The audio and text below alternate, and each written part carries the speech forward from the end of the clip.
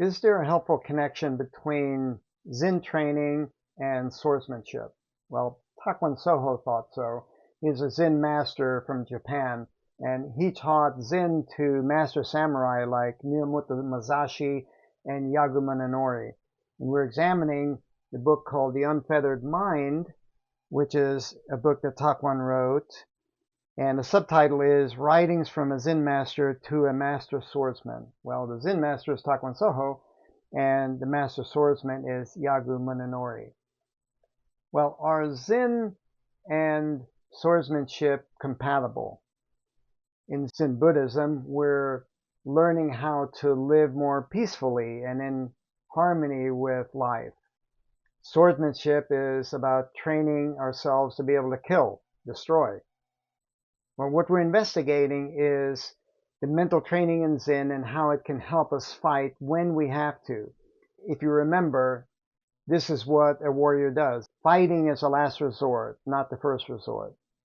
And we need to be prepared for when that could be a possibility. Now, Takuan has a warning to Munenori when he's teaching him about this Zen mind for swordsmanship. And the warning is, it is the mind itself which leads the mind astray. Guard against the mind. Well, how do you work with a warning like this? And how do you work with a mind that you can't trust? These are the questions we're investigating today.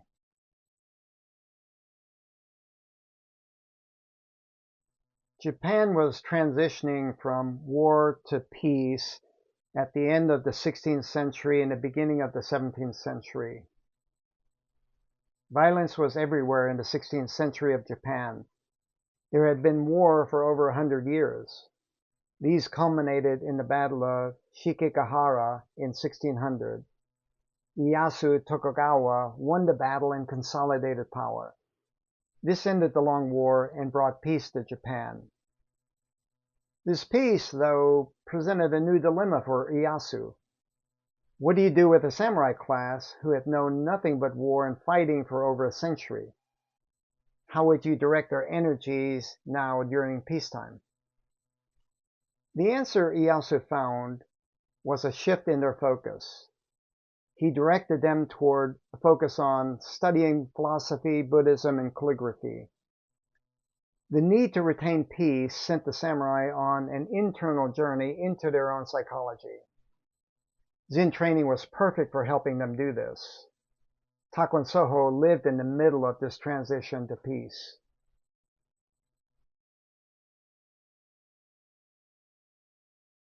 Takuan was born in 1573 into the samurai Miura clan.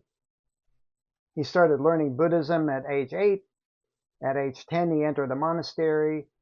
And at age 14, he started studying Zen from the Zen master Shonoku Soen. And at age 36, he was made abbot of the Daitokuji monastery. Takuan's samurai and Zen background guided his teachings. He said he wanted to find a way to unify the spirit of Zen with the spirit of the sword. He described the kind of mind that you needed for this as immovable wisdom. And there's another book that's written by that title that goes into Takuan's teachings. Now, Takuan taught Japanese generals. He taught Miyamoto Musashi, the author of the Book of Five Rings, which is a popular business book today. And for our purposes here, he also taught Yagyū Munenori, who wrote the Life-Giving Sword book that we'll be examining in a future lesson.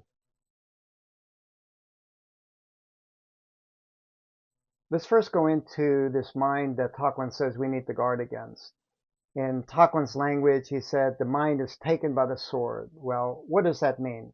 Now, remember, this is letters from Takuan to Munenori, the sword master. First, I want to read how Takuan describes a mind that abides, and then we'll look at the mind that doesn't abide. The place where the mind stops at one thing is called the abiding place. Abiding signifies stopping, and stopping means the mind is being detained by some matter. To speak in terms of your own martial art, When you first notice the sword that is moving to strike you, if you think of meeting that sword just as it is, your mind will stop at the sword in just that position. Your own movements will be undone, and you will be cut down by your opponent. This is what stopping means. And then he describes the mind that doesn't abide. Although you see the sword that moves to strike you, if your mind is not detained by it and you meet the rhythm of the advancing sword, if you do not think of striking your opponent and no thought or judgments remain, if the instant you see the swinging sword your mind is not at the least bit detained and you move straight in and wrench the sword away from him, the sword that was going to cut you down will become your own and, contrarily, will be the sword that cuts down your opponent. You guard against the mind that stops because it leads you astray. A stopping mind is a thinking mind, and thinking is not the kind of mind you want when you are fighting.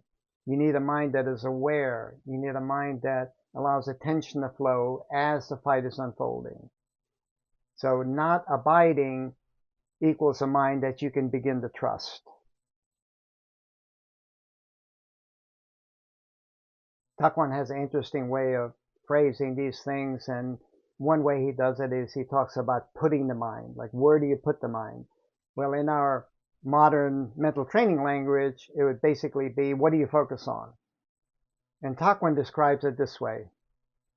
No matter where you put it, if you put the mind in one place, the rest of your body will lack its functioning. If you don't put it anywhere, it will go to all parts of your body and extend throughout its entirety. In this way, when it enters your hand, it will realize the hand's function. When it enters the foot, it will realize the foot's function. When it enters the eye, it will realize the eye's function. Put nowhere, the mind will be everywhere. Well, how do you put the mind nowhere so that it can be everywhere? Well, Takuan gives us an example. For example, if you were to look at a tree and concentrate on one red leaf, you would be rendered unable to see the other leaves on the tree. By not directing your eyes to any one leaf, and by looking generally at the entire tree, you will be able to see myriad leaves. By allowing your mind to stop on one leaf, you have allowed that leaf to take hold of you. What Takuan is describing here is what we call a soft-eye focus, where you expand your attention to your whole field of view. Your attention isn't focused specifically in any place within that field of view. It's focused everywhere, spread out in that field of view. When you can start using your eyes this way with this soft-eye gaze, now you can begin to trust your mind because it's focusing in a way that helps you.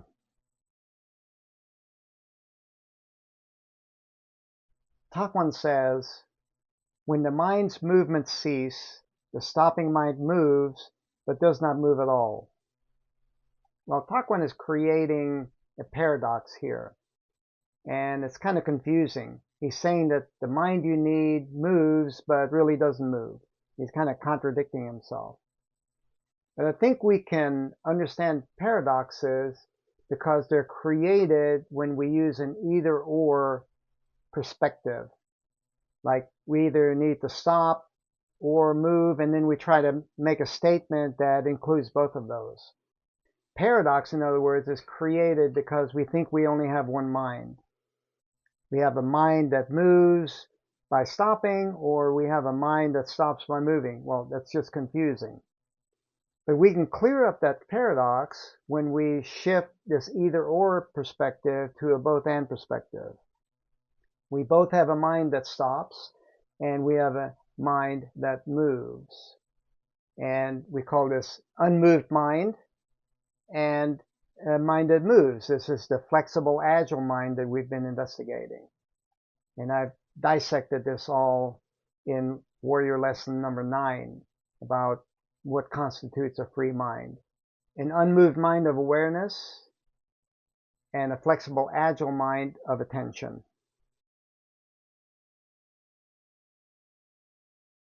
Takuan says, awareness is just an unmoved field. This mind was not born with your birth and will not die with your death. This being true, it is said to be your original face. Heaven is not able to cover it, earth is not able to support it, fire is not able to burn it, nor is water able to dampen it. Even the wind is unable to penetrate it. There is nothing under heaven that can obstruct it. Well, Takuan is describing this original face, which comes from a famous Zen koan, as the kind of mind that you need for living. One grounded in awareness. And he's using these four elements of fire, water, wind, and earth, to describe that this awareness can't be damaged by it. This is the unmoved mind of awareness, and it creates the space for the active mind for fighting and for living. This flexible and agile mind is created from the unmoved mind of awareness. Attention is the intentional directing of awareness, and Takuan has a name for this mind. He calls it a right mind. The right mind is like water. The confused mind is like ice. When the mind is melted and is used like water, extending throughout the body, it can be sent wherever one wants to send it. Dropping a ball into a violent river will result in the ball flowing without stopping, even slightly. This is the way in which the mind should be. Well, Takuan is emphasizing that you need a mind that is free, that allows attention to flow, that doesn't stop somewhere. There are no stops on fears or what you're anticipating or what you're thinking the opponent's going to do. Now you're developing a mind that can work for you. Takuan says, sever the edge between before and after. Takuan is describing that attention needs to be focused in the present. You're not thinking about what happened before. You're not thinking about what you're going to do next, after. You sever the edge between before and after, between the past and the future, so that your attention can be in the present, in the moment. And he describes it this way. If the mind of your martial art is correct, the function of your whole mind will be free, and even 1,000 foes would be at the mercy of your single sword. If your mind has not been taken prisoner, you will be able to move your mind freely and without restraint. Seek the free mind. When you're engaged in a fight, the situation is constantly changing. When you're engaged in life, life is constantly changing.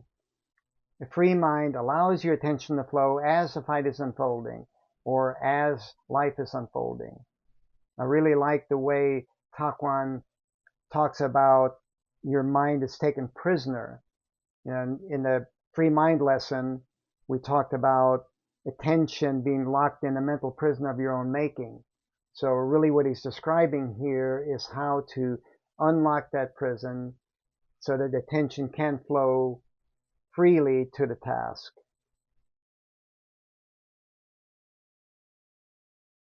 What we're investigating here is the relationship between Zen and swordsmanship. There are a few points that I want you to keep in mind. First, developing a free mind helps you avoid violence because you're aware and alert. Second, you're awake because you're grounded in your unmoved mind of awareness. Third, if you need to fight, the flexible, agile mind has been trained to flow like water. The mind is free to allow attention to flow.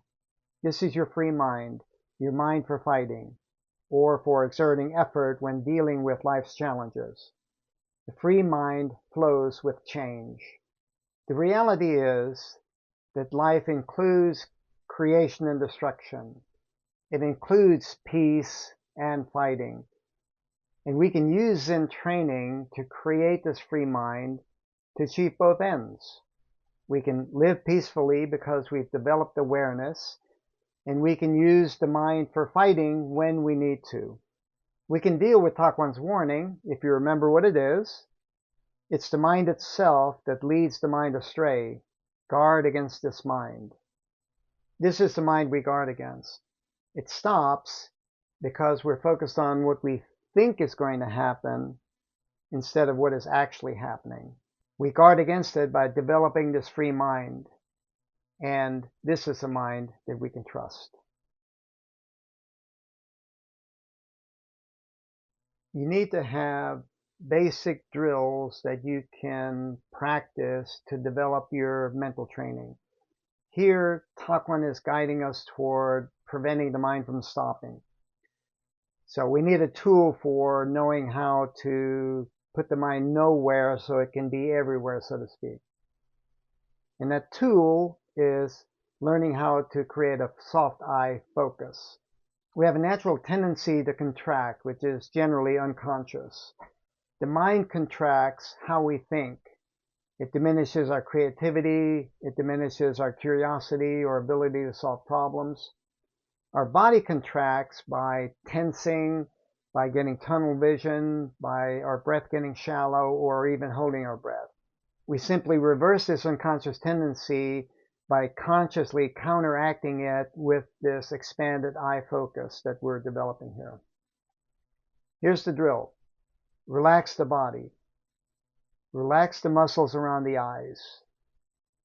Expand attention. Spread out attention to your whole field of view. Set intention. Set an intention to maintain the soft eye focus throughout your day. Notice. Notice when your vision contracts, creating tunnel vision. Redirect to intention. Reestablish your intention by creating a soft eyes focus again. Relax, expand attention, set intention, notice distractions, redirect to intention. Sound familiar? This is basically the same warrior master skill we've been investigating all along, except it's been specifically targeted toward the eyes. This soft eye focus is a small thing that you can do to develop a mind that you can trust, a mind that doesn't allow attention to stop. You're creating a free mind so that attention can flow freely as needed.